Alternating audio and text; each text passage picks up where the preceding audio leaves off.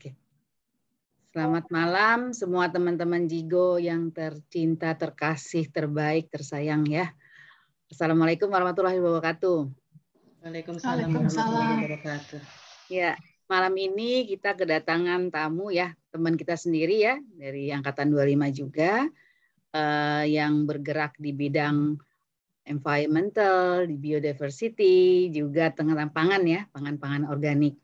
Nah, kali ini kita akan membahas tentang judulnya cukup menarik ya, bahwa good health itu start from the gut. Artinya kesehatan yang baik itu berasal dari pencernaan. Nah, jadi kita lihat nih, kira-kira apa-apa saja yang bisa mempengaruhi kesehatan kita berasal dari pencernaan. Adapun waktunya nanti kita akan mulai ya di jam 8 pas ya. Nanti mulai Christine akan membawakan ya materinya kurang lebih sekitar 40 menitan ya atau 45 menit ya Christine ya. Nanti setelah itu sembari disampaikan materinya boleh ya sambil kalau ada yang mau bertanya di chat ya, tanya di chat gitu. Nanti setelah materi disampaikan kita akan buka sesi tanya jawab. Boleh raise hand ataupun nanti chat-chatnya yang sudah ditanyakan teman-teman nanti akan dibalas satu-satu ya. Kalau bisa semua terjawab. Nanti Teh Evel yang bisa membacakan kira-kira yang mana saja yang akan dijawab dahulu ya berdasarkan urutan, tentunya seperti itu ya. Jadi kita harap ada partisipasi aktif juga ya, ada interaktif juga sih, ini cuma ngobrol-ngobrol ya, terkait ngobrol-ngobrol. Tapi sebelumnya untuk supaya semua teman-teman juga tahu ya, paham Christine Ismeranti ini teman kita dari Fabrikan ya, dari Fabrikan. Saya akan share ya biodatanya ya, supaya nggak salah nanti biar semua pada paham ya siapa sih sebenarnya si Bu Christine ini. Nah, ya. Saya izin ya share screen dulu. Ya, oke. Apakah sudah terlihat? Belum. Oke. Sudah? Ya. Jadi Mbak Christine ini ibu dari 2 anak ya, penggiat pangan lokal, pendiri Kainara, 1993 menyelesaikan S1-nya di BDP Fakultas Perikanan, jadi C ya, Mbak Christine ya. C ya. Kemudian dia mengambil kerja dulu gitu ya di SeaWorld sebagai education head. And then di 1998 menyelesaikan studinya S2 Environmental Technology di Imperial College London. During itu di 98 sampai 2008 juga terlibat ya, hampir 10 tahun ya terlibat di Yayasan Kehati yang menangani tentang konservasi keanekaragaman hayati dan pengembangan pangan lokal. Berikut jaringannya juga nih ke petani-petani lokal. Dan dari tahun 1999 sampai sekarang pembina Yayasan Terumbu Karang Indonesia. Nah, selain itu di tahun 2010 juga mendirikan mengembangkan Kainara ya sebagai ininya ya trademarknya ya yang berfokus pada makanan sehat bebas gluten dan dari di biodiversity lokal. 2018 juga membuat Kay Enzu Zoe ya di 2018 yang mengangkat gambarnya Kay, anaknya juga nih, nama anaknya nih 2 orang anaknya ya, didesain jadi merchandise ya oleh kakaknya. Adapun kalau kita lihat saat ini dari mulai award dan fellowship-nya, Christine ini di 1997 mendapat Chevening Award ya dari Imperial College UK, 1999 Lumpkin Fellowship juga ikut ya di Duke University US, 2001 UNEP UNESCO Fellowship ya. Jadi di sini proaktif ya tentang ini terkait dengan kalau UNEP United ini terkait dengan environmental program ya tentang environmental education ya. Jadi dia terkait dengan edukasi masalah-masalah lingkungan. Di 2004 masuk di Fund Fearless Female Sociopreneur di bidang pendidikan. 2013 dapat Sukma Inspirasi Award Sociopreneur juga. 2021 dapat award nih baru-baru ini ya, SKA Award yaitu Sentra Kreasi Atensi ya dari Kementerian Sosial, merupakan penghargaan di mana di bidang penyediaan nutrisi gluten free bagi penyandang autis. Nah, jadi cukup lengkap ya. Jadi kita akan lihat nih sekarang kita akan dengarkan sharing-sharingnya dari Mbak Christine. Mudah-mudahan bisa membantu juga teman-teman dengan melihat latar belakangnya. Boleh kalau mau nanya-nanya sekitar gluten free atau pangan, biodiversity, boleh nanti terkait dengan dan juga terkait dengan materi yang akan disampaikan oleh Christine. Nah, adapun waktu dan tempatnya saya persilahkan, dan teman-teman feel free kalau mau nanya langsung bisa di chat. Nah, seperti itu ya. Nanti kita akan buka sessionnya setelah semua materi akan disampaikan oleh Christine. Ya, silakan Christine. Terima kasih Santi.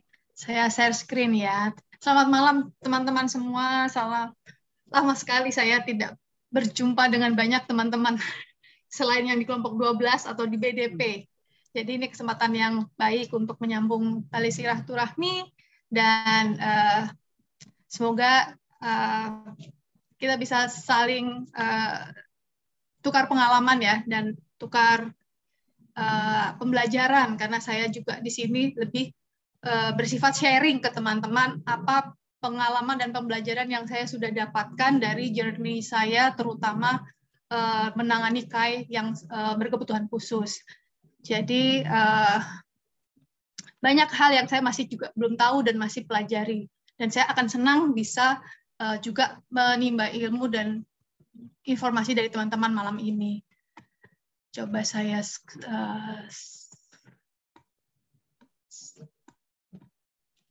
Oke.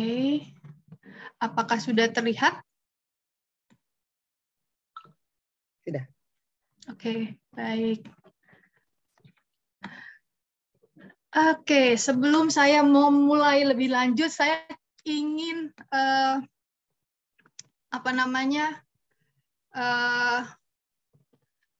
mendapat masukan dari teman-teman ini. Kalau bentar ya, saya ingin tahu menurut teman-teman kalau kita bikin skala 1 sampai 10, tema tentang pencernaan ini seberapa menarik sih? 1 sangat tidak menarik, 10 sangat menarik. Saya ingin coba kita agak lebih warming up ya malam ini supaya 2 arah begitu. Boleh teman-teman share di chat, menurut teman-teman ada di angka berapa topik malam ini gitu. Oke, ada yang 9, VV ya. Ada 7. Oke. Wah, berarti 11. Oke, terima kasih teman-teman. Kelihatannya menurut teman-teman ini cukup lumayan menarik. Semoga menarik betulan. Nah, pertanyaan kedua adalah dari masalah pencernaan ini, kalau teman-teman ada nggak yang memang bermasalah atau pernah punya masalah pencernaan? Kalau menurut teman-teman ya, silakan ketik ya. Kalau tidak, jawab tidak. Saya ingin melihat. Syukur-syukur kalau bisa sekaligus apa yang menjadi isu gitu. Oh, ada yang pernah kena GERD ya. Oke.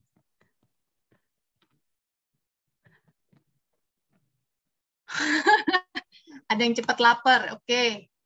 Ya, itu juga masalah memang. Masalah pencernaan. Nanti kita akan belajar itu kira-kira triggernya apa. Ya, ada demam, asam lambung ya. Oke, kembung. Oke.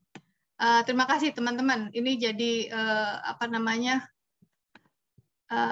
bahan untuk kita ngobrol malam ini ya. Oke, terima kasih. Nah,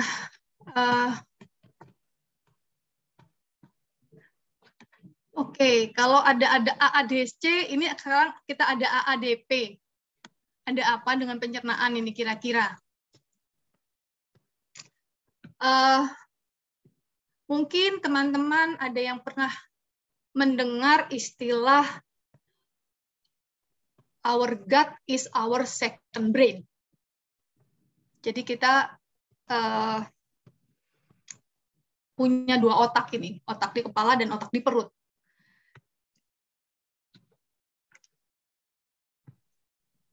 Nah,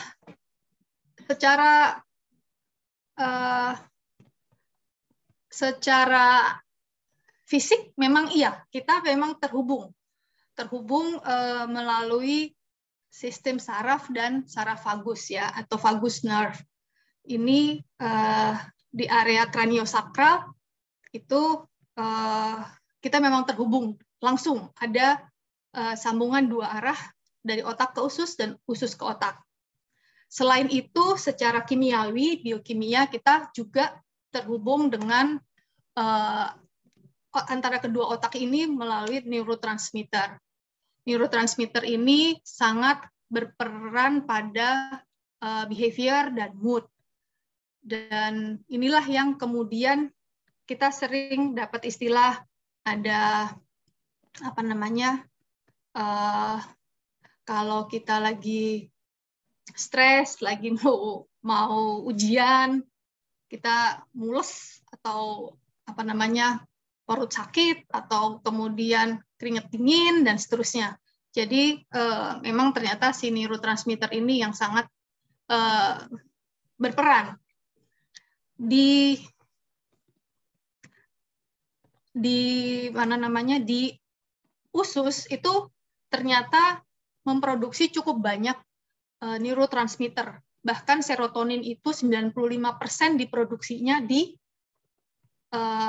pencernaan. Dan itu adalah peran dari sel-sel usus dan mikrobioma yang ada di pencernaan kita. Jadi kita sudah banyak aware ya masalah serotonin itu untuk apa, dopamin itu berpengaruh pada apa, GABA itu pada apa. Nah, seperti di kasus Kai misalnya, dia kekurangan GABA neuron, sehingga anxiety-nya juga tinggi. This all link. Dan dia juga kemudian ada leaky gut, ada brain inflammation, jadi itu saling memperparah kondisinya. Oke. Nah,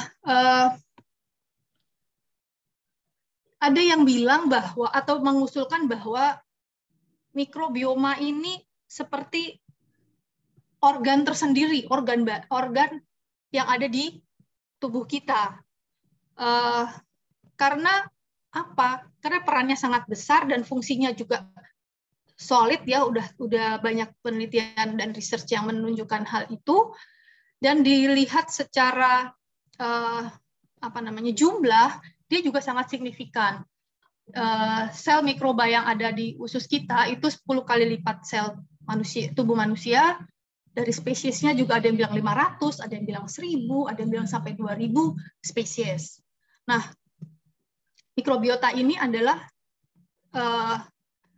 terdiri atas bakteri, fungi, virus, parasites, archaea gitu. Jadi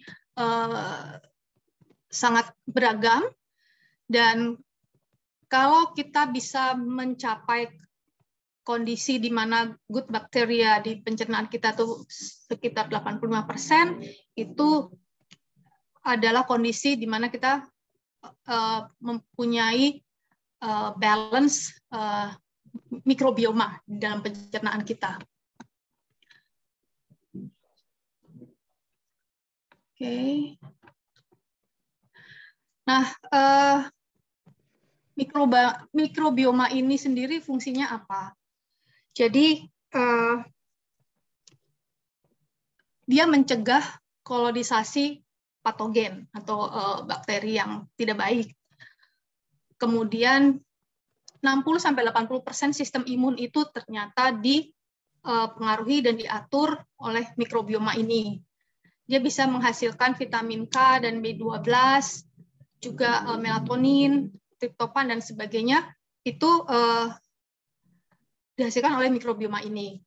Tadi sudah disampaikan menghasilkan neurotransmitter, kemudian membantu mencerna lemak, kemudian juga memproduksi short chain fatty acid melalui fermentasi serat. Itulah sebabnya kita dibilang mesti banyak makan serat, karena sebenarnya serat ini adalah makanan dari si mikrobioma ini. Nah, beberapa short chain fatty acid yang diproduksi oleh bakteri di usus kita itu diantaranya acetate. Acetate ini melawan patogen dan mengurangi craving. Tadi ada yang bilang lapar terus. Nah, kemungkinan produksi acetate-nya nggak banyak, kurang. Kemudian propionate itu dia juga membantu meningkatkan energy level di tubuh kita, mengurangi obesitas, dan yang lumayan signifikan ini adalah butyrate. Butyrate ini yang berperan banyak di mengurangi inflamasi, menurunkan resiko inflammatory bowel disease, sama colon cancer. Barusan saya dapat sharingan di grup functional medicine, ada info dari Dr. Mark Hyman, katanya exercise itu meningkatkan bakteri penghasil butyrate. Jadi kenapa kita juga sering disuruh exercise, ternyata efeknya nggak hanya bikin fit di badan, ternyata juga mempengaruhi komposisi mikrobioma di usus kita. Ini juga salah satu informasi yang saya dapat dari Dr. X misalnya. Ini ada sampai 40 penyakit yang dinyatakan terkait dengan kondisi bacterial imbalance di tubuh kita, termasuk depresi, arthritis, IBS atau IBD tadi, cancer, dan macam-macam. Dan kita ketahui bahwa serotonin adalah happy hormone yang bikin kita senang gitu ya, bahagia. Dan itu perannya di gut bakteria kita. Kalau kita punya gut bakteria yang banyak yang buruk, kemungkinan serotonin juga produksinya tidak banyak, dan itu juga bikin kita nggak happy. Kira-kira demikian. Kalau memang ada yang mau bertanya atau ada yang mau konfirmasi, monggo di chat sambil saya berjalan menjelaskan sedikit ini. Kembali lagi ke masalah pencernaan. Pencernaan yang nggak sehat itu kira-kira apa saja yang menyebabkan? Yang paling tinggi itu paling tinggi dan paling cepat berpengaruh itu ternyata stres.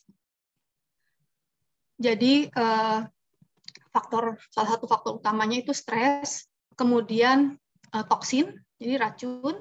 Jadi ini di kasus-kasus anak dengan autism itu kemampuan detoksnya rendah, sehingga ada akumulasi racun di dalam tubuh, termasuk heavy metals. Dan ini yang bikin inflamasi makin parah.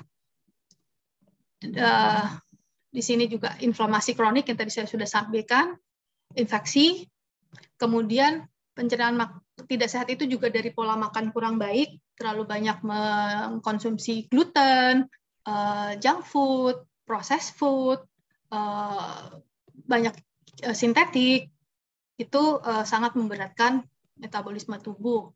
Lalu ada juga yang karena pencernaan yang tidak sempurna, jadi seperti mengacu lagi kepada Kai, anak saya, itu memang produksi enzimnya tidak banyak dan tidak cukup. Jadi misalnya ada makanan-makanan yang kita pikir ini pasti sehat dan bagus, kita akan berikan kepada anak kita. Tapi kalau kasus kondisinya tidak memungkinkan, itu juga nggak bisa. Contohnya beras hitam atau beras merah yang masih ada kulit arinya. Itu dulu kalau kayak saya berikan itu, maaf, di BAB-nya saya masih melihat itu utuh. Jadi tidak tercerna. Jadi kekurangan hormon, kekurangan enzim, dan ada kasus-kasus motilitas usus dan yang lain-lain, itu juga bisa menyebabkan pencernaan yang kurang sehat. Pemakaian antibiotik untuk jangka waktu lama ini juga akan sangat mempengaruhi keseimbangan mikrobioma di usus kita.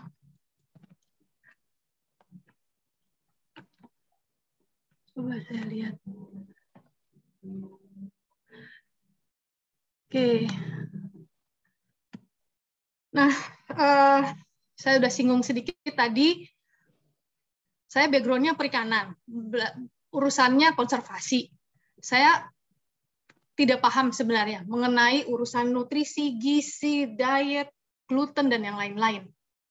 Perjalanan saya tuh mulai dari Kai. Kai ini didiagnos autism di usia 2,5 tahun. Jadi dia ada masalahnya tuh hyperactive, leaky gut, dysbiosis, brain inflammation, dia ada sensory defensive, dia ada sleeping disorder, komplit rumitnya. Dan ketika menemui psikolog dan dokter biomediknya, ini yang disarankan. Jadi pantangannya tuh nggak bisa dairy, nggak bisa gluten, nggak bisa MSG dan all the food additives. Kemudian dari hasil food sensitivity testnya dia juga alergi telur. Dan karena dia hyperactive, dysbiosis, dia nggak bisa, harus menghindari gula. Dan karena heavy metalnya tinggi dari tes rambutnya, dia nggak disarankan tidak mengkonsumsi seafood. Dan itu saya bikin pusing waktu itu. Terus makan apa anak saya gitu ya. Oke. Sekarang gantian, saya mau tanya sama teman-teman. Gluten. Menurut teman-teman, gluten itu apa? Boleh dijawab di chat nggak? Jadi saya sempat istirahat dikit. Terigu, oke. Siapa lagi teman-teman mau jawab? Tepung-tepungan.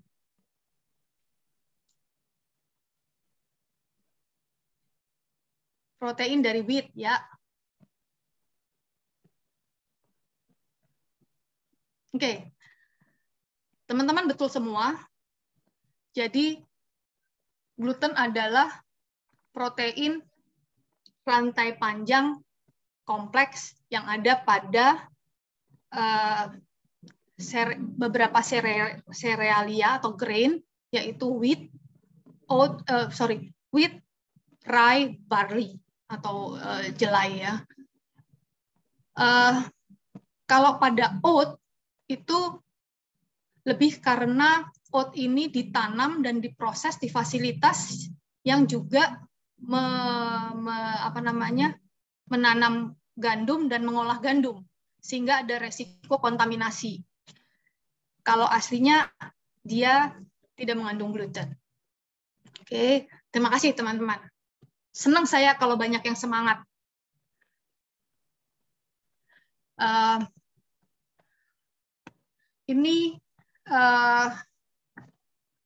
Oke. Saya ingin tanya lagi, apakah teman-teman ada yang sudah mengetahui bahwa nggak bisa gluten, atau gluten itu kalau teman-teman konsumsi memiliki dampak atau bereaksi pada tubuh teman-teman? Oh, hai Lin. Lin juga sensitif gluten ya. Oke. Siapa lagi? Mungkin ada, kalau boleh, Lin sekarang yang coba share kalau mengkonsumsi gluten efeknya ke badan apa? Yang dirasakan atau yang muncul? Kembung. Oke. Teman-teman ada lagi? Atau saudaranya, keluarganya, temannya yang mungkin setahu teman-teman punya masalah dengan gluten? Nina ada tuh, Nina. Oh iya, celiac ya. Nina, Elmi siapa Nina? Anak kah?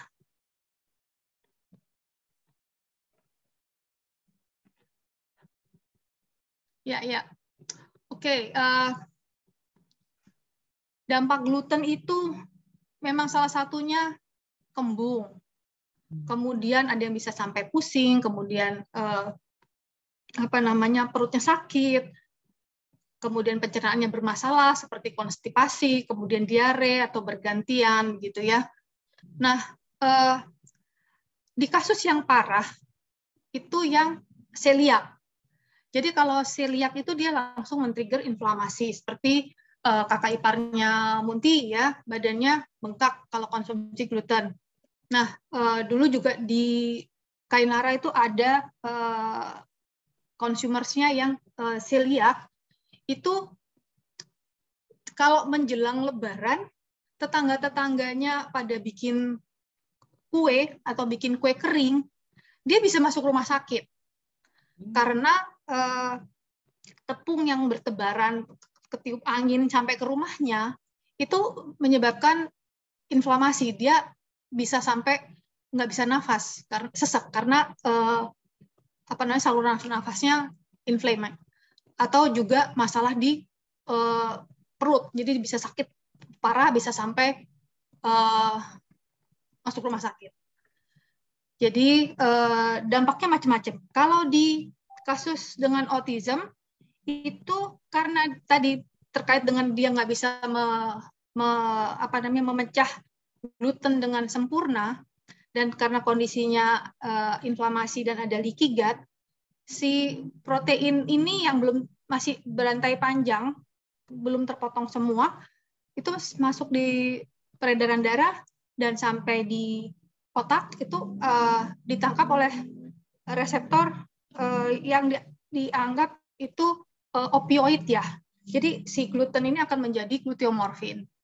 Dan inilah yang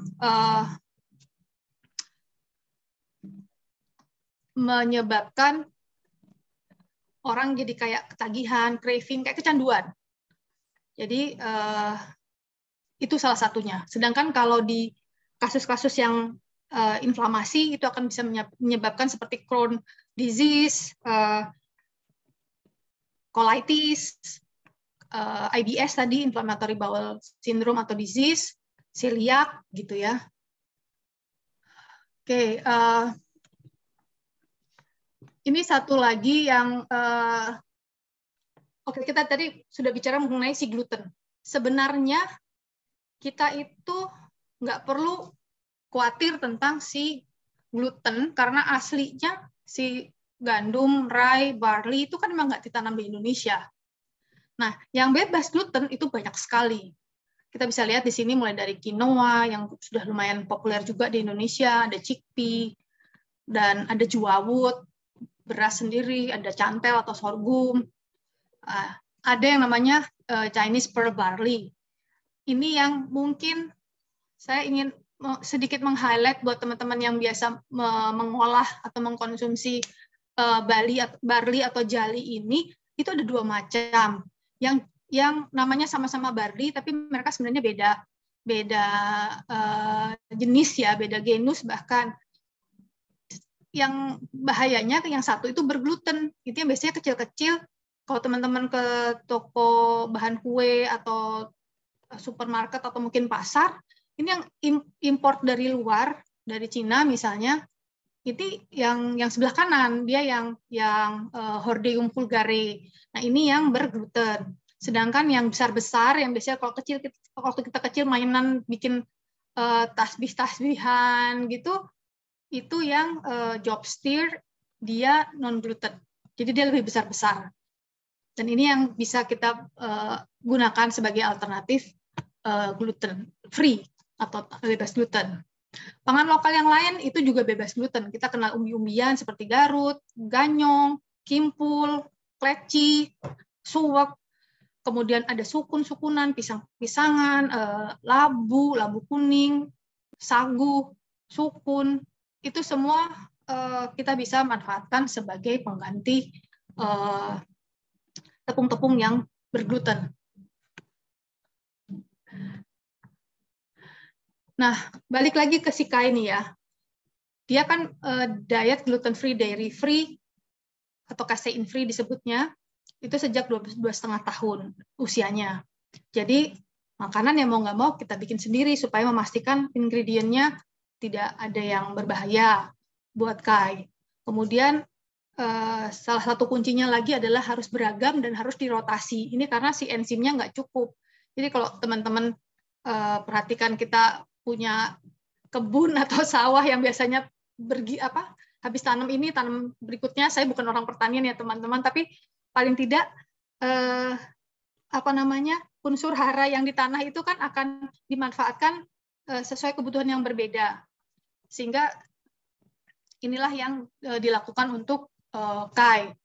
Dan karena dia kemampuan detoksnya rendah, jadi sebisa mungkin tidak tercemar pestisida, bahan-bahannya itu juga diolah dengan sederhana, dan kalau sebisanya organik. Nah, apa yang terjadi?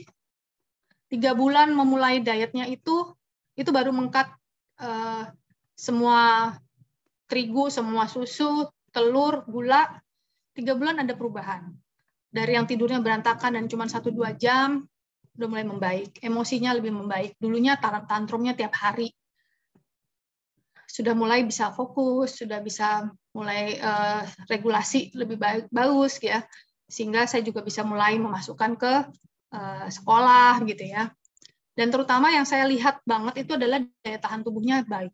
Jadi yang dulunya setahun sekali paling enggak tuh mesti masuk rumah sakit karena ada langsung atau demam, karena ada infeksi pencernaan misalnya, itu udah nggak pernah lagi. Nah, semua perjalanan saya itu dan dorongan teman-teman terapis orang tua membuat saya mengembangkan Kainara. Kainara is my learning journey. It's not a business sebenarnya. Itu buat saya cari teman, buat saya belajar, buat saya mau coba berbagi pada orang-orang bahwa Indonesia ini punya potensi dan pangan lokal yang luar biasa, bahan lokal yang banyak sekali bisa kita manfaatkan. Jadi dulu waktu saya di Kehati mencoba mendorong banyak petani untuk konservasi, menanam pangan lokal, jenis-jenis umbi dan yang lain-lain itu susah. Karena kayak kalau saya udah nanam, nanti terus dibikin apa? Kalau saya udah bikin apa ada yang beli? Nah, begitu saya memulai Kainara, saya ingatnya kan, oke ini bahan-bahan udah saya cobakan ke Kai dan si Kai mau dan suka. Dan harganya terjangkau. Jadi saya ingin orang tua lain juga bisa memanfaatkan itu. Nah, begitu saya share lagi kembali ke petani-petani, itu seperti ada pride ya. Jadi ada value added yang ditambahkan di situ. Oh, ini anak autis ternyata cocok loh, mau loh, bisa membantu loh. Dan itu yang menjadi drive untuk mereka mengerjakan. Jadi it's all coming from the heart ya, and the intention. Kalau udah intentionnya kayak begitu, for the goodness, buat ini, buat bantu anak-anak berkebutuhan khusus, itu jalannya jadi lebih lancar, jadi lebih kolaboratif gitu. Kita belum bisa pesan banyak dulu, nggak apa-apa. Tolong kalau dibikinkan tepung-tepungnya harus nggak boleh tercampur, itu juga dikerjakan dengan baik. Jadi Kainara is my learning journey. Jadi dari saya yang nggak bisa masak, nggak bisa bikin kue, sekarang udah saya coba kembangkan cookies, cake, roti, dan itu semuanya gluten free, dairy free, nggak pakai margarin, nggak pakai refined sugar, banyak yang tanpa telur juga, yang pasti tanpa food additives, dan bahkan saya custom tergantung pada kebutuhan orang-orang yang berkebutuhan khusus. Satu orang lupus dengan lupus yang lain, kebutuhannya, profilnya bisa sangat berbeda. Terima kasih Jody, iya enak kabeh VV, maka turun pun. Nah, kembali ke si usus. Jadi, apa yang mesti kita lakukan untuk meningkatkan si bakteri baik di usus? Bagaimana kita menyehatkan mikrobioma kita? Yang dibutuhkan itu lemak omega 3. Lemak omega 3 tuh kita tahu di salmon, ikan-ikan laut dalam. Dan kalau nggak bisa ikan laut gimana dong? Kita masih punya yang plant-based seperti chia seed, flax seed, biji-bijian itu wijen yang juga kaya omega 3. Kita ada minyak minyak biji rami ya, atau flax oil, ada avocado oil dan lain-lain. Lalu kita memasukkan probiotik atau simbiotik. Nah, ini VV dan si Ocha nih ya, yang suka bikin kefir, kombucha, kimchi, sauerkraut, tempe, itu semua sumber probiotik. Kemudian prebiotik, tadi kita udah bicara masalah serat. Serat di whole grains, kacang-kacangan, polong-polongan, biji-bijian, itu makanan buat si bakteri baik di usus kita. Kemudian kita juga membutuhkan makanan yang kaya polifenol. Polifenol ini ada pada apa? Kebanyakan itu seperti beri-berian ya, kemudian kakao, makanya Kalau kita ada kakao nibs tuh bagus banget. Teh hijau, oat, olive oil, biji-bijian. Jadi yang kayak antioksidan itu kita butuhkan. Kemudian makanan yang kayak triptofan itu apa? Seperti turkey atau kalkun ya, spirulina, putih telur, kacang-kacangan lagi, biji-bijian, itu akan sangat membantu. Triptofan ini yang akan menjadi bahan buat si bakteri untuk membuat serotonin, melatonin, vitamin B3 gitu. Nah, selain kita meningkatkan jumlah bakteri baik di usus, kita juga perlu meningkatkan kesehatan pencernaan kita secara keseluruhan. Nah, di kasus Kai dan mungkin di banyak kasus orang yang lain juga itu kadang-kadang nggak bisa dairy tapi kita nggak aware. Jadi anak-anak yang special need ini menurut saya tuh seperti indikator yang sangat peka. Dia duluan tuh yang udah tahu yang ini nggak bagus buat badannya, yang ini badannya nggak bisa cope gitu. Sedangkan kita mungkin kurang peka, jadi kita masih cuek aja sampai keburu parah. Nanti mereka itu sebenarnya udah jadi penanda duluan. So we learn from them. Apa-apa yang sebenarnya juga mereka nggak bisa tahan, itu sebenarnya there must be something yang memang nggak bagus buat kita gitu. Jadi di KAI kasusnya dietnya jadi bebas gluten dan kasein, kemudian kita menghindari gula, tidur cukup karena pada saat kita tidur itu proses regenerasi, proses perbaikan sel terjadi, mengelola stres, exercise. Nah, earthing, grounding, and breathing. Ini juga salah satu yang sedikit mau saya singgung walaupun ini out of topic, tapi penting. Jadi dengan banyaknya radikal bebas, kemudian kita disconnected from earth, itu kita butuh recharging. Jadi dengan kita nggak pakai sendal di alam, jalan, pokoknya kita grounding itu juga membantu supaya kita mendapatkan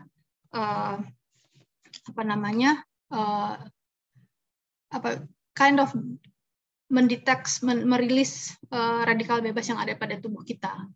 Breathing itu banyak dari kita yang terutama kayak misalnya di kasus Kai itu mouth breathing. Jadi bernapas lewat mulut atau bernapas pendek-pendek atau bernapas dada. Sedangkan yang kita perlukan adalah bernapas perut. Karena dengan bernapas perut itu yang gerak diafragma. Diafragma ini kalau dia gerak dia mengaktifasi lymphatic system. Ini yang juga akan membantu healing dan detoxing di tubuh kita. Jadi nanti teman-teman bisa browse sendiri berbagai teknik breathing mulai dari yang 4-7-8 atau kalau saya ikut yang Buteyko dan macam-macam. Itu bisa membantu. Nah, ini mestinya VV yang ngobrol nih, lebih banyak, atau teman-teman yang dari teknologi pangan itu udah lebih jagoan dari saya pasti. Sebisa mungkin kita padat nutrisi dan padat bahan-bahan yang tadi dibutuhkan oleh tubuh kita. Jadi kita bikin kombucha, kita bikin kefir, kita bikin coconut yogurt, kita memasukkan chia seed di dalam menu kita. Smoothie itu bisa dicampur juga antara buah dan sayur, kita pakai good fat gitu di dalamnya. Kita juga bisa membuat energy ball atau energy bar dengan memasukkan semua yang tadi saya sebutkan bisa untuk meningkatkan bakteri baik di perut kita. Jadi ini contohnya saya waktu bikin energy ball di sekolah untuk menunjukkan bagaimana bikin bekal buat anak yang bergizi dan nggak susah dan anak-anak suka. Kita bisa memasukkan anything that we want and anything nutritious ke dalamnya. Dan anak-anak tetap merasa itu enak. Kita pakai kurma buat pemanisnya, kita pakai goji berry, kita masukkan bubuk coklat, macam-macam.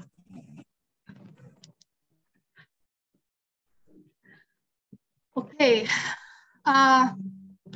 Nah, ini saya juga mau menunjukkan pada teman-teman, kalau yang tadi dibilang gluten free, dairy free, egg free, macam-macam itu, nggak pakai butter, bisa nggak sih jadi makanan yang enak? Bisa. Ini beberapa contoh yang sudah dibikin. Dan kalau sepintas teman-teman lihat, nggak beda jauh dengan makanan umum gitu. Jadi kayak soun ganyong itu saya bikin bisa menjadi spring roll, di bawah ditambahkan edible flour untuk meningkatkan nilai gizi dan energinya.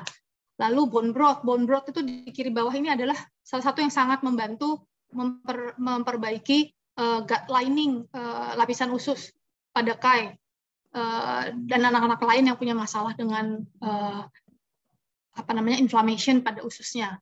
Jadi waktu itu dibikinkan chicken bone broth, tiap hari dia minum 1 gelas, itu efeknya luar biasa.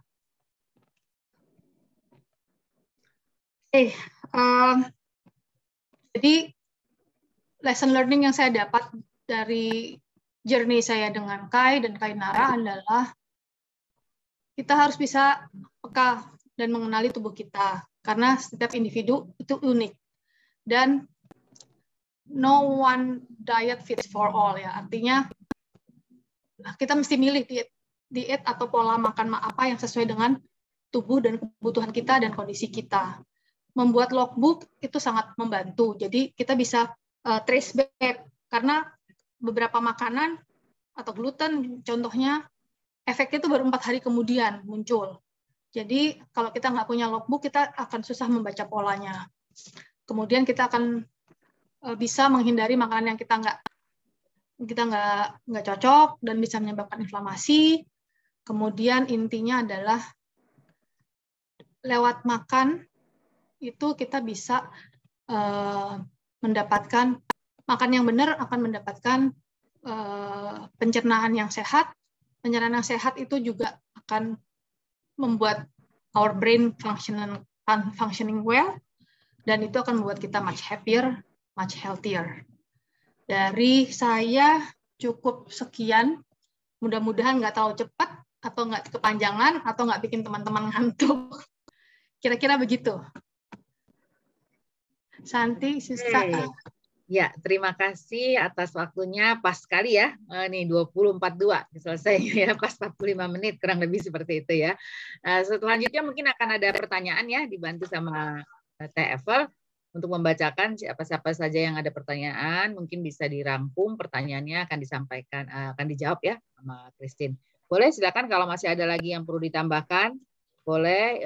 Jadi inti lesson learn-nya banyak kayak tadi ya. Salah satunya tadi mungkin kalau kita punya masalah-masalah terkait dengan penyakit di lambung tadi ya, yang terkait dengan sensitivitas terhadap gluten, bisa buat jurnal book. Ya, intinya seperti itu ya, supaya kita punya journey-nya ya, kira-kira apa sih yang membuat kita alergi ya. Nah, nanti jadi bisa kita ketahuan, terus kita bisa mendapatkan salah satu pola makan yang lebih baik ya dari sebelumnya. Mungkin kita hindari yang seperti itu tadi ya, yang disampaikan oleh Christine.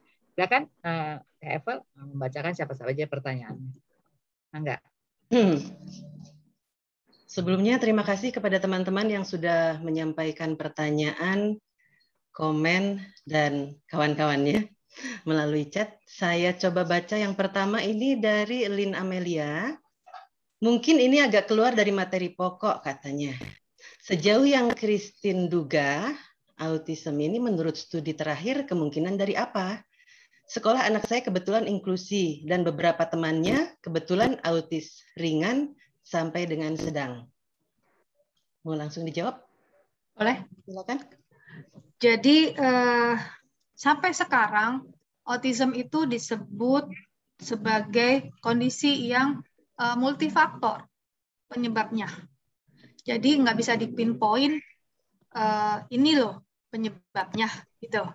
Jadi sumbernya tuh internal dan eksternal. Jadi ada yang dari lahir ya, genetik. Ada yang setelah kita lahir itu yang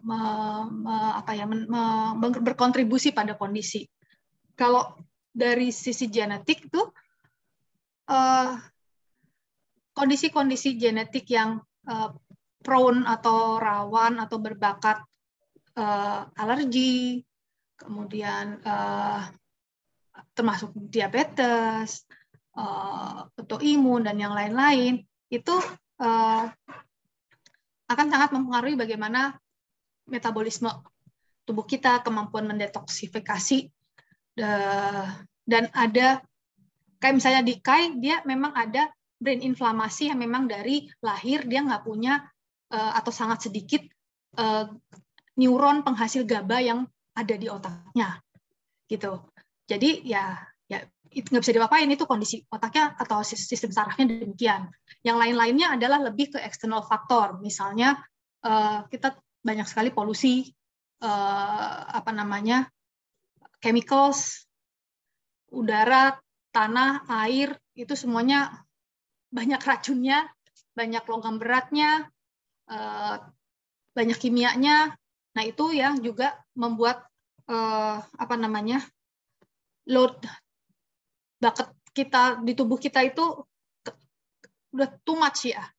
Kita dibombardir oleh hal-hal yang bikin sistem kita kolaps gitu. Kira-kira begitu.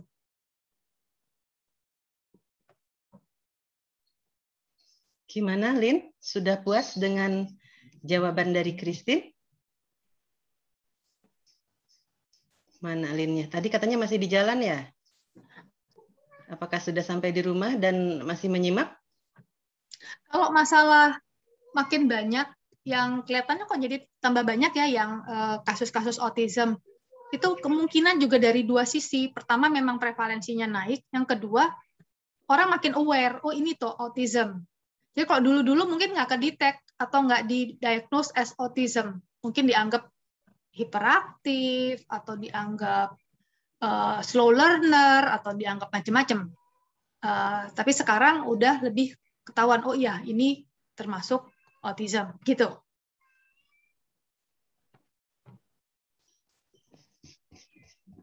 Sepertinya bisa lanjut ke yang berikutnya Ya. saja. Oke. Ini dari Mas Imam. Salam kenal Mbak, saya Imam GMSK. Apakah sempat pelajari The Miracle of Enzyme-nya Hiromi Shinya?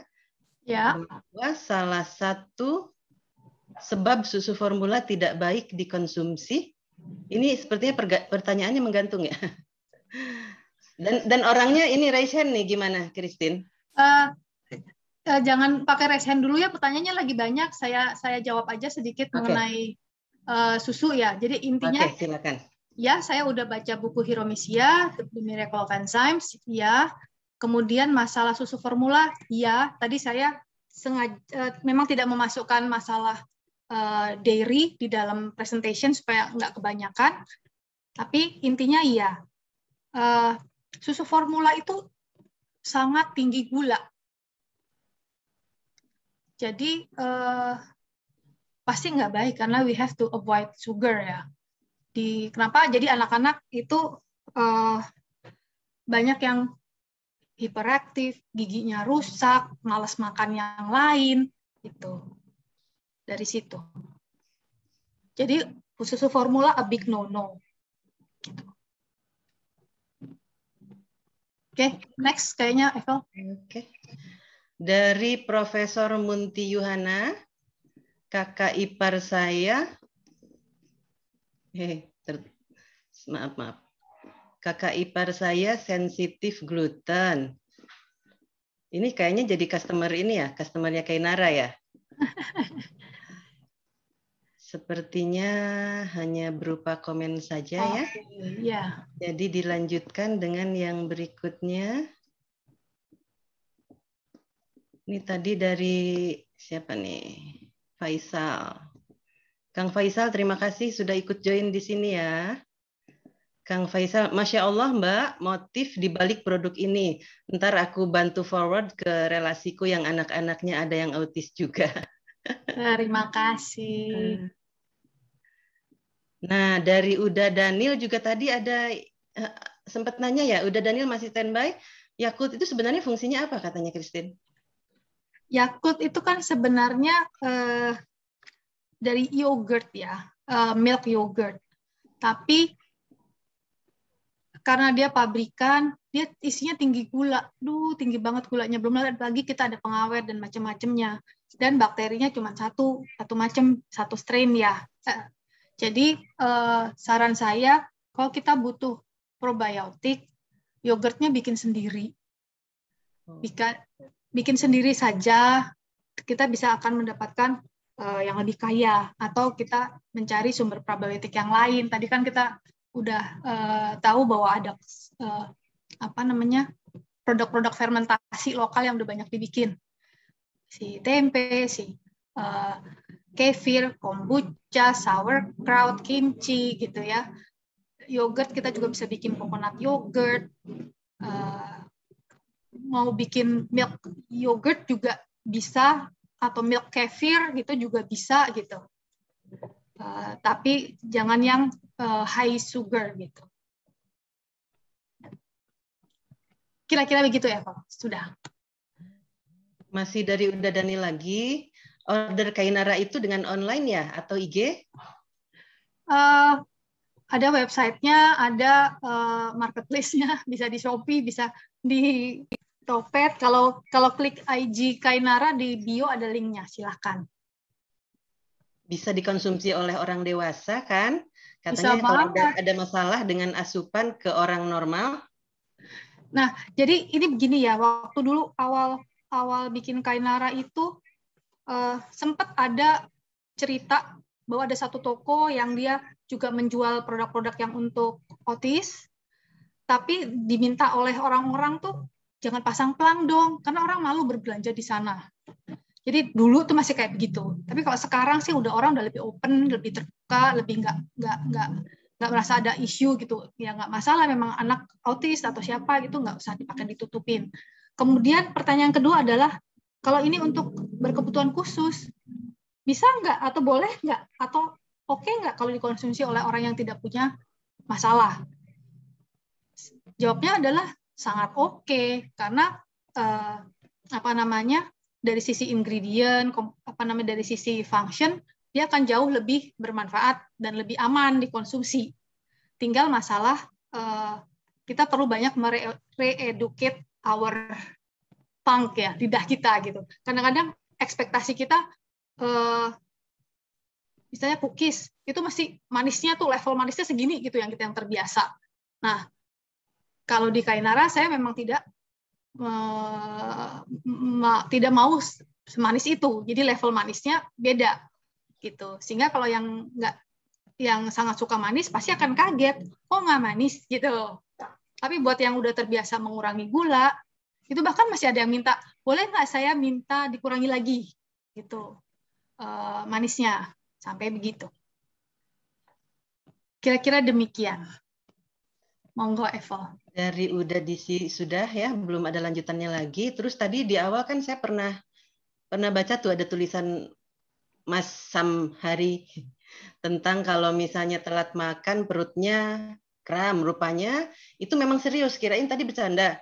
Jadi aku kalau telat makan perutku kram. Kenapa ya? Dari sesama orang alam ya? I have no answer kalau untuk masalah si kram itu. Kemungkinan dia bisa jadi asam lambungnya yang udah naik atau banyak, dan itu juga membuat peristaltik ususnya juga gerakannya makin meningkat, dan itu somehow bereaksinya jadi kram. Atau nanti ada isu yang lain, saya juga nggak tahu. Kadang-kadang kalau yang dengan GERD, mungkin nanti Mas Jody bisa konfirmasi lebih banyak. Itu kan katupnya di lambung itu yang bermasalah. Jadi nanti dia bisa naik kan. Jadi bisa tenggorokan rasanya kayak terbakar. Asam lambungnya naik sampai ke atas kayak begitu. Oke, bisa yang next. Dari Veronica Hartono, VV. Tin, jadinya kurang tepat ya kalau minum susu seperti Anlen gitu kalau terkait dengan kesehatan usus?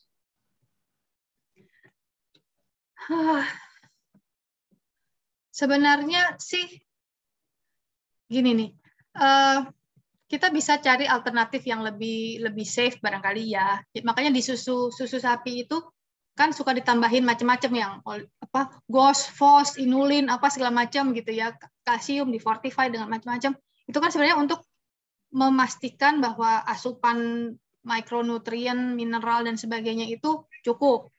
Tapi kan sumbernya nggak harus dan nggak hanya dari susu sapi. Kalau kita memang bisa mendapatkan itu dari sumber-sumber yang lain, why not? Kita bisa mencari healthier option. Kalau mungkin orangnya nggak punya isu dengan dairy dan minumnya tidak sering, mungkin is okay kali begitu. Jadi kan kembali lagi tiap orang toleransinya beda-beda. Kayak misalnya si kelor itu kalsiumnya juga tinggi. Jadi kita nggak harus mendapatkan si kalsium itu dari susu sapi gitu aja. Oke, ternyata ada alternatif lain ya selain susu ya. Kita lanjutkan. Dari Mas Haris, makanan masih belum halus, pengaruh nggak ke lambung? Pengaruh ya, pengaruh banget ya. Biasanya kan zaman dulu disuruh ngunyah 32 kali karena kita punya 32 gigi. Lebih-lebih karena supaya merata aja. Menunjukkan bahwa karena kan itu tidak memberatkan pencernaan kita di lambung nantinya. Jadi the better itu di digest, nutrisinya juga makin bagus, bisa terserap dan sebagainya. Dan yang penting karena si mikrobioma ini, usus bakteri-bakteri baik itu kan adanya di usus besar ya, di kolon gitu. Jadi itu sebabnya kita tuh butuh serat. Serat-serat ini kan emang nggak tercerna. Jadi dia akan nyampe ke situ gitu.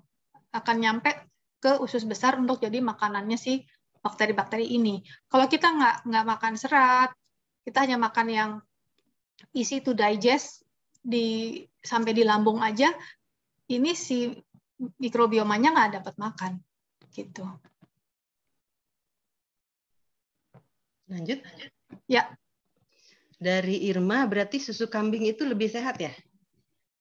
Susu kambing tuh in a way iya ya, karena dia dari sisi komposisinya sih saya lupa ya, ada komposisinya tuh beda banget antara susu sapi, susu kambing, mana yang lebih mendekati ASI gitu loh, kalau nggak salah seperti itu.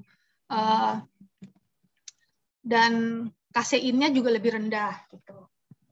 Tapi kembali lagi, yang penting tuh sumber si kambing ini jangan sampai juga dia full dikasih hormon, kasih suntikan macam-macam, vaksin, kemudian makanannya juga banyak yang sintetik, banyak kimiawinya, karena itu kan akan nyampe di susunya kan, dan itulah yang sampai ke badan kita gitu. Makanya kalau mau susu sapi, orang sekarang milih yang grass fed gitu kan. Mau daging sapi, mau susu sapi, pilihnya grass fed. Karena kalau yang nggak grass fed itu ngeri, banyak hormonnya itu gitu. Oke, Vel.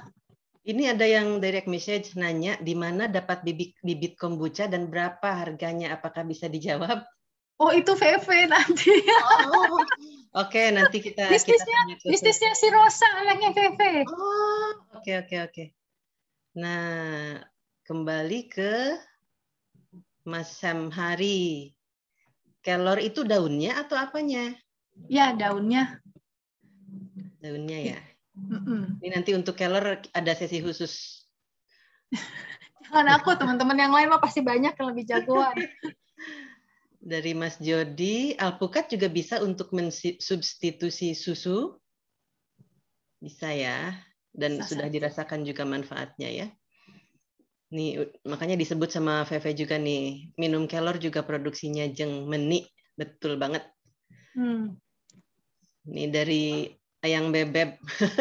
Om Jody promosi alpukat ya.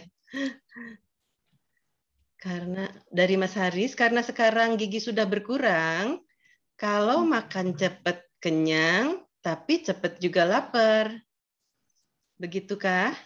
Apakah akan dikomen, Christine?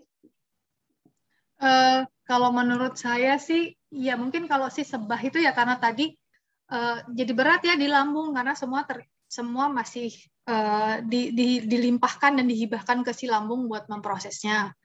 Kalau kita mengunyahnya banyak di mulut itu kayak memberi kesempatan dan waktu dan sinyal ke lambung untuk memproduksi asam lambung sesuai dengan proporsinya gitu.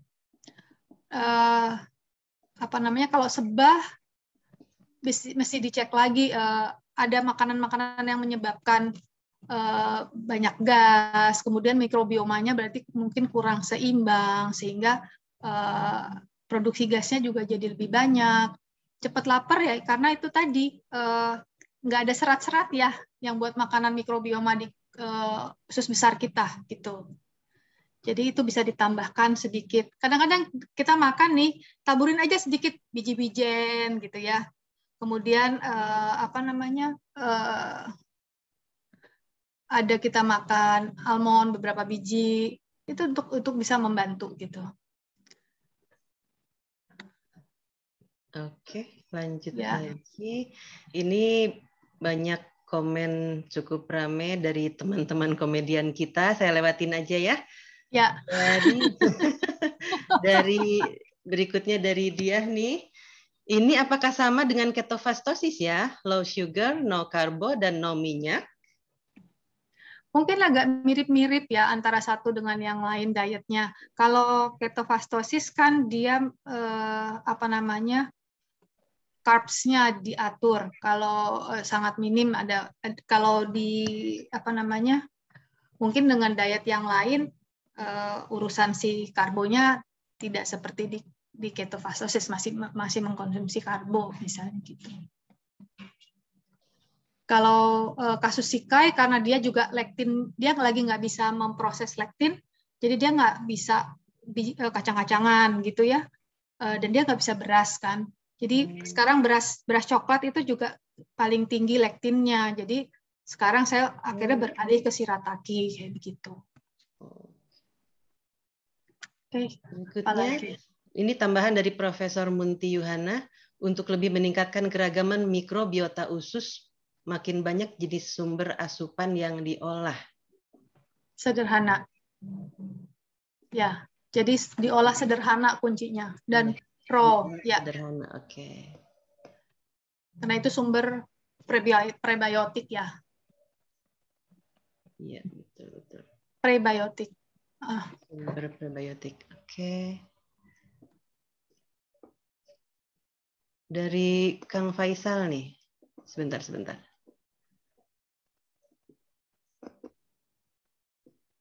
Mbak Kris, Tante, Tante ya. Pola makan yang efektif biar nggak nambah lemak. Tidak terima konsultasi. Saya tidak kompeten. Berarti next. Next. Jadi bukan gara-gara manggil Mbak Kris ya.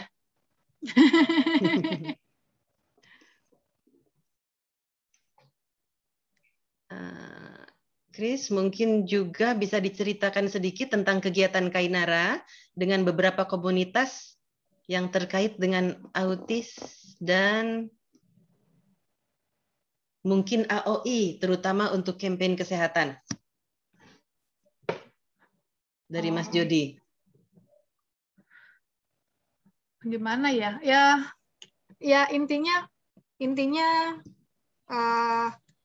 ada komunitas autism, kelompok parents gitu ya, yang memang concern dengan diet dan masih struggling, sulit gitu untuk mendietkan anaknya. Jadi beberapa activity kita kadang-kadang banyak festival, pameran, expo gitu ya untuk lebih memperkenalkan masalah makanan bebas gluten ini. Tahun 2010 waktu saya mulai Kainara itu pasti orang juga masih banyak gluten, apa itu? Garut, apa itu gitu ya? Arrowroot. mocaf itu orang masih asing banget, tapi sekarang udah jauh lebih aware orang-orang terhadap gluten free dan sebagainya. Hanya kadang-kadang kalau menurut saya ada juga yang salah kaprah atau ada yang cuma sekedar itu dijadikan tren. Jadi intinya gini, yang penting kan nggak pakai terigu gitu. Itu udah bisa diklaim sebagai healthy food misalnya gitu. Tapi ingredient lainnya masih nggak healthy gitu. Jadi artinya gulanya gula pasir dan masih banyak pakai margarin, terus masih pakai pewarna-pewarna. Walaupun dia food grade, tapi pewarna sintetis itu kan bisa kita hindari gitu. Lalu apa namanya? Ya masih secara nutrisi mungkin. Jadi kita benar-benar mesti ngelihat lagi deh. Karena orang main overclaim ya. Pokoknya ini gluten free, ini sehat, belum tentu gitu. Ini aman buat autis, belum tentu juga gitu. Kalau kayak sekarang nih dari Kemensos juga kan udah mulai memasukkan autism di ranah mereka area yang mereka tangani di disabilitas, dan mereka udah mulai mempromot makanan gluten free ini. Sebelumnya kan enggak gitu. Kira-kira itu aja. Lanjut ya. Dari Lin Amelia lagi. Tadi kan Christine ada sempat nyebut tentang beras coklat ya. Mungkin itu beberapa teman juga heran dengan pernyataan tersebut. Maaf Chris, kenapa beras coklat? Saya biasa giling katanya. Jadi begini, beras coklat itu yang asam fitatnya juga lebih tinggi dibandingin beras yang lain. Kemudian lektinnya juga lebih tinggi. Ya apa namanya? Lebih baik kalau mau menggunakan beras coklat itu di activated dulu atau di germinated. Jadi kalau kita mau bikin jadi dimasak jadi nasi gitu, direndam semalam, dikasih garam sedikit dengan entah apple cider vinegar gitu ya, atau cuka apel, atau jeruk nipis gitu bisa, atau jeruk lemon gitu. Jadi kita biarkan kita rendam. Semua biji-bijian, kacang-kacangan juga sebaiknya direndam ya, untuk menghilangkan sebagian asam fitatnya nih atau anti nutriennya. Lalu kalau untuk lektin itu paling banyak di kulit arinya ya, jadi mungkin ya kulit arinya disosok lebih banyak gitu. Tapi kalau tidak punya masalah dengan itu ya nggak apa-apa gitu. Lebih rendah kandungannya beras merah dibandingin beras coklat untuk anti nutriennya. Oke. Oke. Berikutnya dari Uda Disi lagi. Dalam historical Kai, untuk tahu apa yang dibutuhkan dan apa yang dipantang, itu harus konsultasi dulu ke dokter, atau ada tutorial praktis yang bisa dicoba oleh yang punya anak autis untuk menarik kesimpulan? Perjalanannya panjang. Saya dulu bikin logbook ya, food diary. Kemudian kirim sampel darah untuk allergy test, food sensitivity test, tes rambut, kemudian ada yang namanya kita bilang tuh kinesiologi. Jadi kinesiologi itu karena kan kayak nggak bisa menyampaikan apa yang dirasa, apa yang bagaimana rasa badannya. Jadi akhirnya saya mencari ahli yang memang bisa membantu menjembatani itu. Nah, ada yang ilmu yang namanya kinesiologi, dan itu salah satu caranya adalah dengan tes otot. Jadi tes otot ini ibunya bisa menjadi surrogate.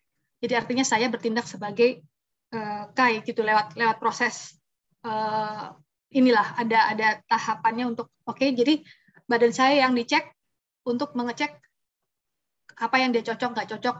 Kalau misalnya dulu beras, dia nggak bisa beras, kalau bisa berapa banyak, beras merah berapa banyak, dan seterusnya, obat apa, suplemen apa, itu bisa kita cek. Sekarang ada yang namanya bioenergy, itu pakai alat yang namanya biotensor. Dengan biotensor itu kita juga bisa ngecek apa-apa saja ingredient yang anak itu cocok, nggak bisa, dan sebagainya.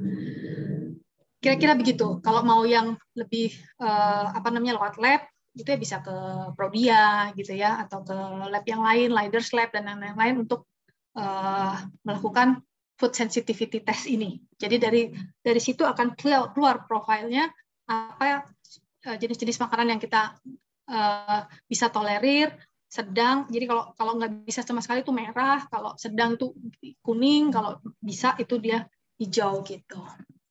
Tapi kalau dengan tes itu kan lumayan juga biayanya.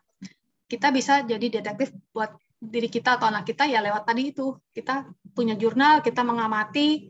Kalau anaknya juga bisa ditanya, itu akan juga bisa membantu. Kita ngecek tuh mulai dari pola tidurnya gimana, emosinya gimana, BAB-nya seperti apa.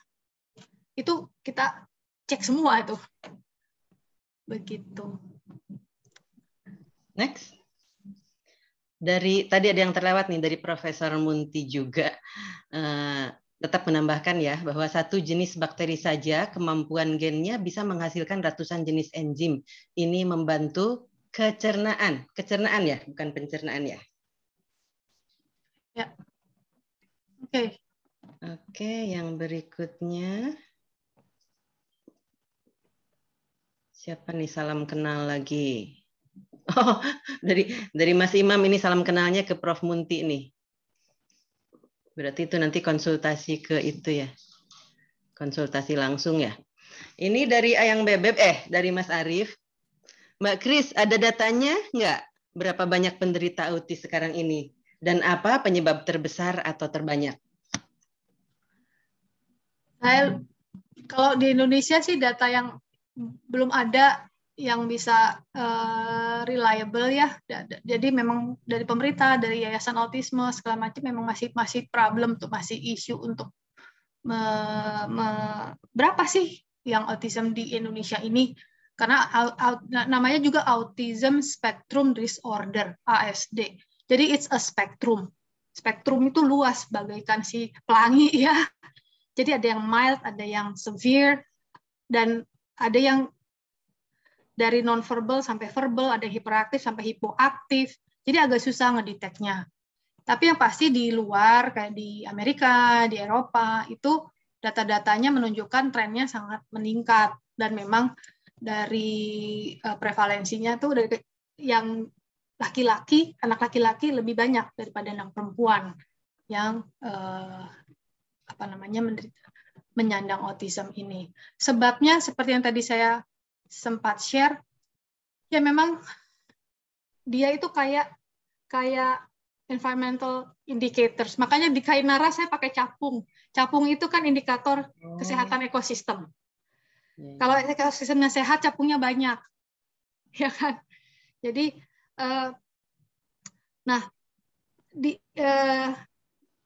individu dengan autism ini seperti menjadi indikator, tapi terhadap degradasi bumi kita gitu. Jadi yang terimbas duluan adalah yang sangat rentan, and they are the ones that very prone and fragile ya terhadap perubahan lingkungan, kerusakan lingkungan, degradasi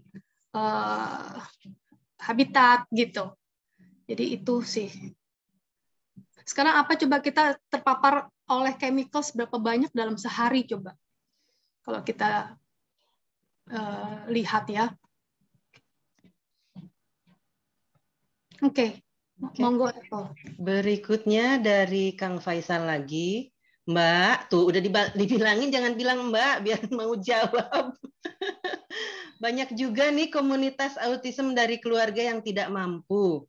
Bagaimana caranya agar mereka dapat edukasi juga tentang bahaya gluten?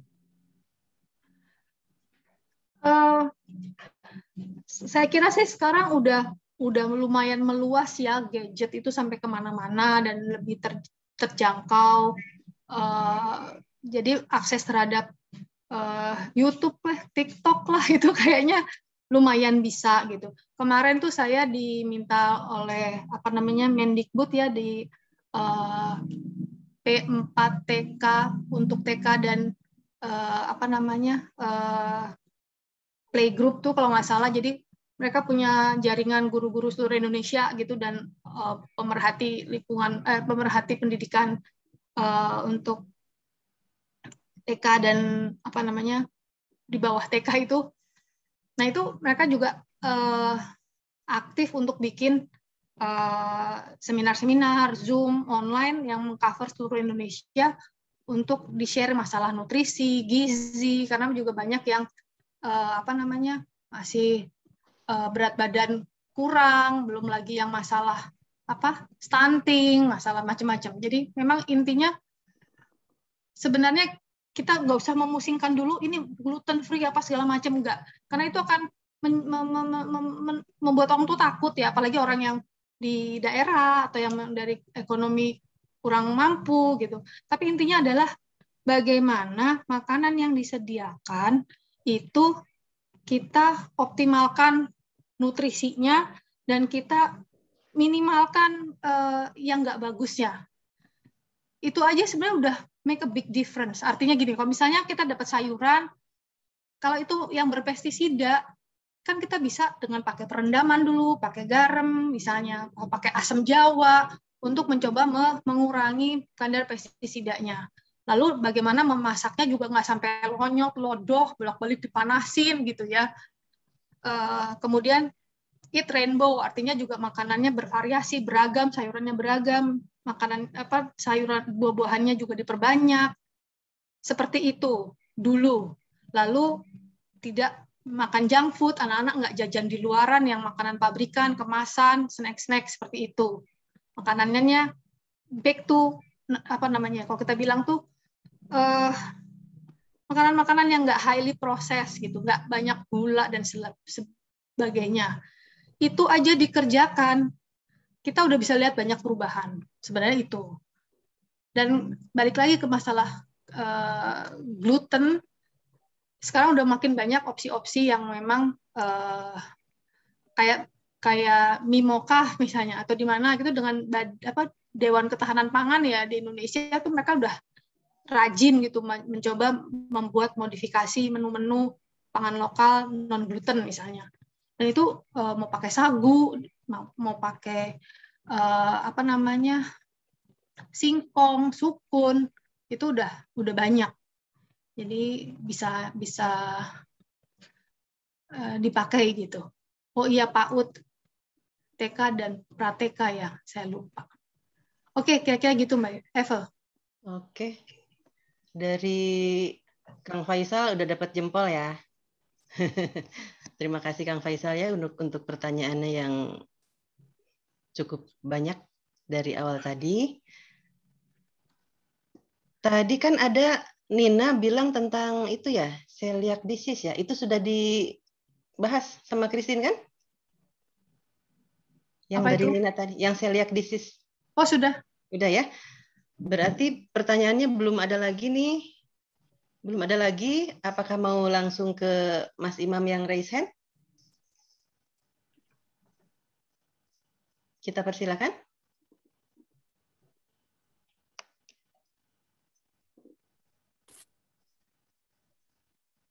Boleh ya? Boleh, Christine? Boleh, asal jangan panjang-panjang. Kalau gitu pakai bahasa Jawa aja. Ya, ini karena serius bagus ya. Ada Prof. Munti seperti yang 2 minggu lalu tentang penyakit itu ada sebabnya genetik dan lingkungan. Saya menanyakan kenapa nggak ditambah satu tentang pola makan, karena begini, karena itu kan yang bisa kontrol. Kalau genetik dan lingkungan sorry, bisa... pola makan itu lingkungan, eksternal faktor. Dimasukkan lingkungan ya? Ya. Oke, confirm. Terus susu tadi itu ya, karena itu kan itu nanti berpengaruhnya ke genetik atau kemana itu? Karena bisa jadi kan autis itu mungkin ibunya yang minum susu formula dulunya. Begitu, Mas, Mbak. jadi kita di sini tidak berusaha menjudge ya, menjudge, dan itu sebenarnya yang jadi concern banyak orang bahwa ada apa-apa dengan anaknya yang dituduh ibunya, disalahin ibunya. Jadi ibu yang udah stres itu jadi malah hidup dengan guilty feeling, and it's not good. Sampai sekarang para ahli udah banyak yang meriset, dan balik lagi, ini salah kasus anak kembar. Banyak di kasus anak kembar. Anak kembar nih ya Mas ya, lahir, yang satu autism, yang satu enggak. Oke, dan itu enggak sedikit. Ya, artinya apapun yang dilakukan, dikonsumsi, dijalani ibunya dulunya sebelum mulai kehamilan, nggak relevan kan? Gitu, itu aja sih. Ada faktor-faktor yang bisa contribute, tapi we cannot judge bahwa itu yang menyebabkan autismnya. Karena kita bicara masalah selama pertumbuhan janin, itu mutasi terjadi. Kenapa mutasi terjadi? Ya karena banyak faktor. Kondisi radikal bebas banyak, kemudian kita banyak sekali dengan zaman sekarang ini ada wifi di mana-mana ya, itu semua kan berdampak pada perkembangan janin, bisa membuat terjadinya mutasi di sana gitu. Jadi faktor itu pun juga kita perlu perhatikan. Kira-kira gitu. Oke, sedikit lagi. Kenapa saya ajukan hipotesa itu untuk pencegahan? Karena kan banyak kan sekarang tren ibu-ibu juga minum susu tadi yang seperti tadi yang disebut sampai pakai merek dan seterusnya. Itu salah satu juga bagian yang bisa kontribusi ke sana. Bukan saat terjadi jadi ibunya jadi ikut di judge, jadi stres ibunya. Maksudnya pencegahan ke depannya supaya jangan sampai lebih banyak lagi prevalensi anak-anak autis gitu, Mbak, maksudnya begitu. Jadi gini, kalau sekarang ini kan sudah makin banyak bukan aliran ya, tapi gerakan yang holistik ya, holistic living itu dengan alirannya itu naturopati, homeopati. Nah, nanti saya bisa info aja ke teman-teman beberapa contoh Instagram, misalnya dari si naturopatinya Sika ya, si Ibu Debbie Jane Marie, dia juga bikin Root of Life di Instagram, bisa dilihat, sering bikin seminar, bikin IG Live. Jadi itu kayak memberi guidance. Orang kalau mau hamil, you have to prepare, you have to check first kondisinya, sehingga optimal untuk mulai hamil.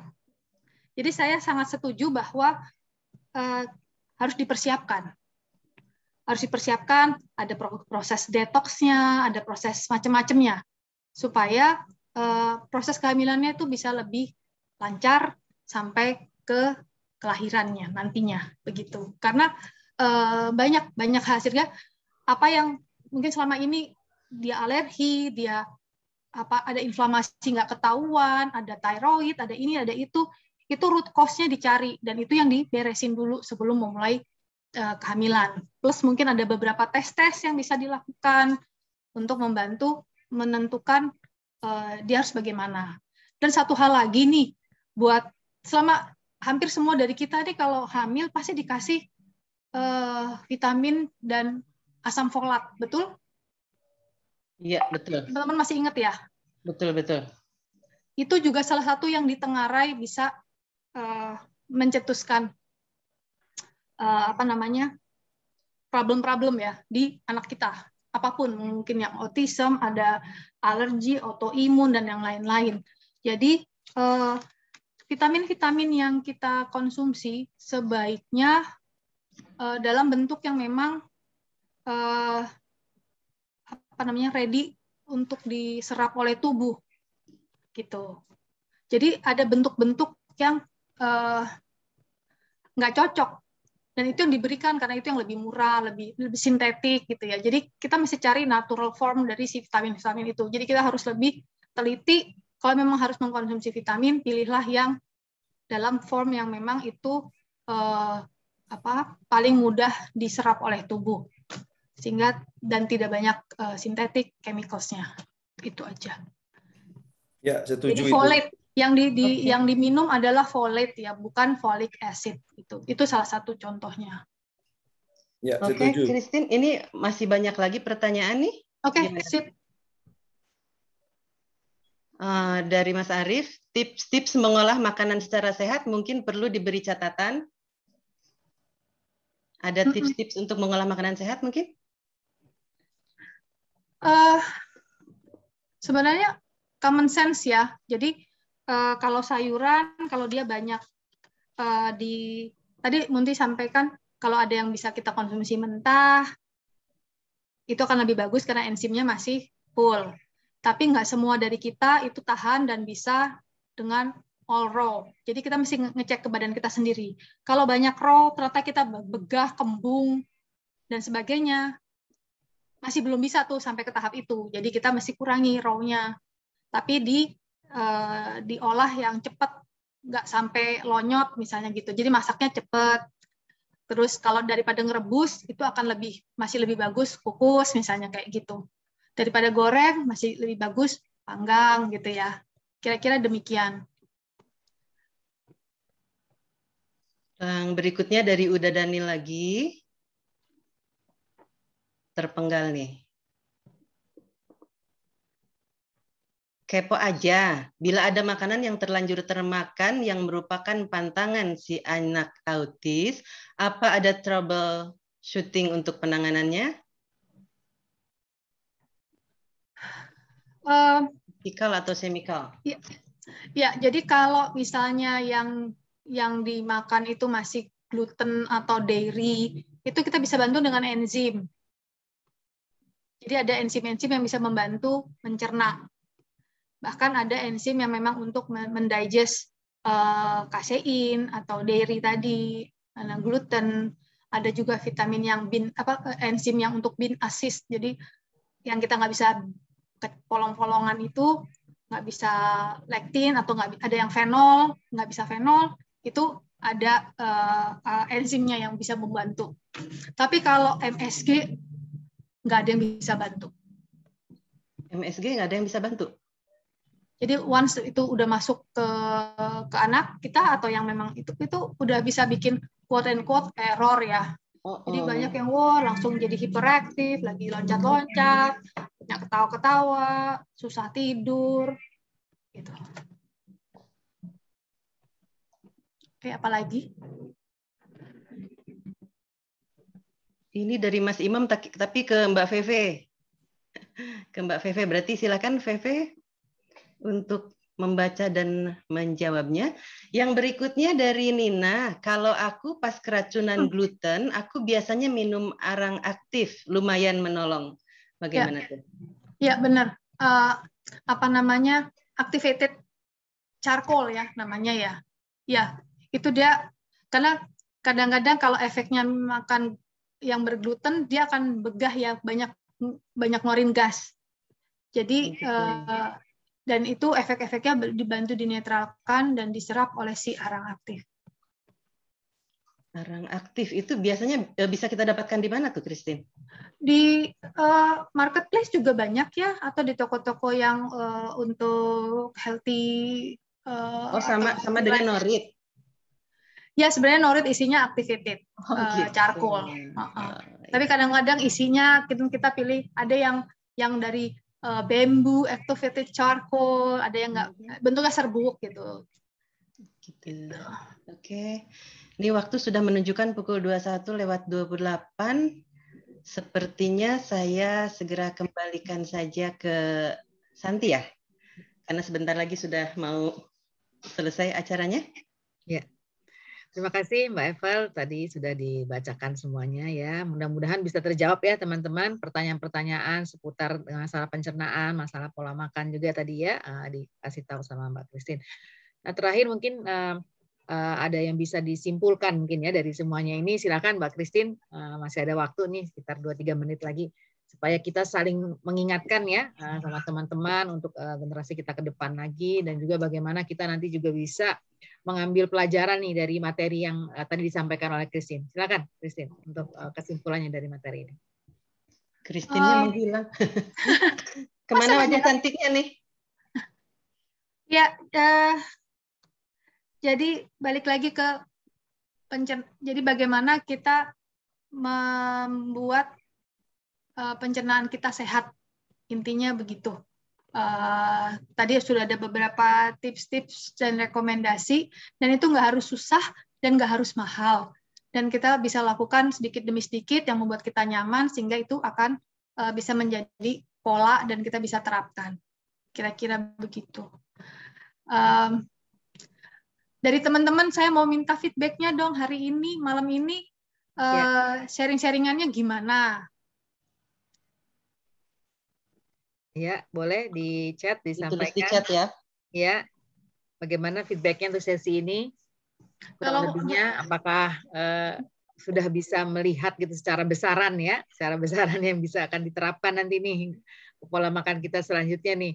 Minimal pengetahuan ya tentang knowledge bagaimana mengolah makanan sebaiknya, semakin sederhana diolah semakin baik ya gizinya. Terus juga kita harus tetap ya mempertahankan keseimbangan tadi ya, mikrobioma ya namanya ya Christine ya, kurang lebih 85% ya kalau dapat good bacteria atau ini ya mikroba yang baik, itu akan lebih baik dan bermanfaat. Dengan makanan yang sehat, otak juga kita jadi jalan dengan running well gitu ya istilahnya ya, kita juga much happier, much healthier, intinya seperti itu. Oke. Ya. Terima kasih banyak juga ya kesempatannya malam ini. Iya, banyak yang bilang ya katanya ke depannya juga ini dimanfaat banget gitu ya. Ini jawaban-jawaban ya dari ini ya. Keren pengalamannya, teman-teman dapat masukan ya. Ini semuanya positif ya feedbacknya ya Christine ya. Kalau saya baca di sini ya. Iya. Positif ya. Jadi sangat bermanfaat gitu ya. Terima kasih juga dapat banyak pengetahuan dari teman-teman nih. Makasih banyak. Oke. Terima kasih untuk malam ini ya. Berhubung kita juga sudah sampai di waktunya terakhir. Sebaiknya kita tutup acara ini. Terima kasih atas kehadirannya, sudah mau menunggu, sudah mau mendengar sampai habis sesi ya, sudah juga memberikan masukan. Terima kasih banyak ya untuk sesi ini. Semoga ilmu yang di-sharing saat ini walaupun sedikit banyaknya itu akan bermanfaat ya untuk kita semuanya. Ya. Terima kasih sekali lagi Christine untuk jadi narasumber kita. Nanti kita akan tunggu ya teman-teman hebat kita selanjutnya ya akan menjadi narasumber di sharing-sharing session selanjutnya. Ya. Oke, kita tutup juga acara ini. Mbak Evelyn, silakan penutupnya.